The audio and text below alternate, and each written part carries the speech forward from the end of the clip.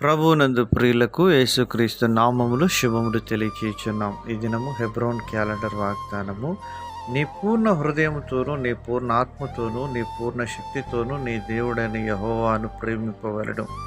ద్వితీయోపదేశకాండం 6వ అధ్యాయము 5వ వచనంలో దేవుడు ఇశ్రాయేలు జనాంగమునకు మోషే దైవజనుని ద్వారా ఈ యొక్క ఆజ్ఞలను, కట్టడలను అనుగ్రహిస్తూ ఉంటున్నాడు.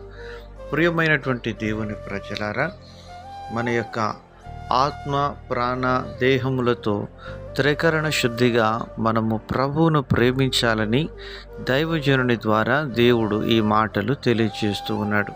ప్రియమైనటువంటి దేవుని ప్రజలారా, మనము ఈ యొక్క విధానంలో ఎప్పుడైతే దేవుణ్ణి ప్రేమించే వారంగా ఉంటామో ఆధ్యాత్మికమైనటువంటి జీవితంలో మనము వర్ధిల్లే వారంగా ఉంటామని దేవుడు వాక్యం సెలవిస్తూ ఉంది. ద్వితీయోపదేశకాండం 30వ అధ్యాయం 6వ చరణంలో, మరియు నీవు బ్రతుకున్నట్లు నీ పూర్ణ హృదయముతోనూ, నీ పూర్ణాత్మతోనూ నీ దేవుడైన యెహోవాను ప్రేమించినట్లు నీ దేవుడైన యెహోవా తనకు లోబడుటకు నీ హృదయమునకును నీ సంతతి వారి హృదయమునకును సున్నతి చేయును. ప్రియమైనటువంటి దేవుని ప్రజలారా, దేవుడు లోబడే విధానాన్ని ఇక్కడ మనం చూపెడుతున్నాడు.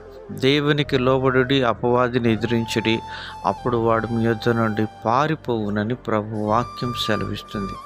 ప్రియమైనటువంటి దేవుని ప్రజలారా, మూడవదిగా మనము ఆయనకు భయపడే వారంగా ఉండాలని దేవుడు సెలవిస్తున్నాడు. ద్వితీయోపదేశకాండం 10వ అధ్యాయం 12వ వచనం, కాబట్టి ఇశ్రాయేలు నీ దేవుడైన యెహోవాకు భయపడి ఆయన మార్గములన్నిటిలో నడుచుచు ఆయనను ప్రేమించి నీ దేవుడైన యెహోవాను నీ పూర్ణ మనసుతోనూ నీ పూర్ణ ఆత్మతోనూ సేవించి అని దేవుడు సెలవిస్తున్నాడు. ప్రేమించి, లోబడి, ఆయనకు భయపడి మనము జీవించినప్పుడు మన ఆధ్యాత్మికమైనటువంటి జీవితంలో వర్తిల్లడమే కాకుండా ఇహలోక సంబంధమైనటువంటి జీవితంలో కూడా వర్తిల్లే వారంగా ఉంటాం. బైబిల్లో రాయబడి ఉన్నది, ప్రియుడా, నీ ఆత్మ వర్తిల్లుచున్న ప్రకారం నీవు అన్ని విషయములలో వర్తిల్లుమని ప్రభు సెలవిస్తున్నాడు. నీ యొక్క జీవితంలో ఇంట బయట మనం వర్తిల్లాలి అంటే ఆయనను ప్రేమించే వారంగా ఉండాలి. ఎవరు ఆయనను ప్రేమించేవారుగా ఉంటారు?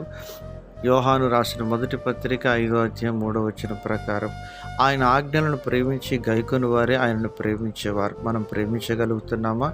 అలాగున ప్రభు మనల్ని దీవించునుగాక.